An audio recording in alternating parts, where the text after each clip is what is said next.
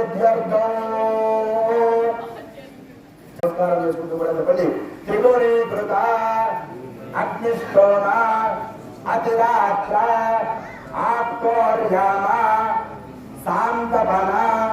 వాజపేయ పౌండరీక అశ్వమేధాది శతక్రతు సంపూర్ణ సకల ఫల అవాప్తి అర్థం మయా సహ దశపూర్వేషాం దశ అపరేషాం మతు వంశానాం మాతృ వంశానాం సర్వేషాం పితॄణాం నరకాత్ ఉత్తీర్య శాశ్వత బ్రహ్మలోకే నిత్య నివాస సిద్ధ్యర్థం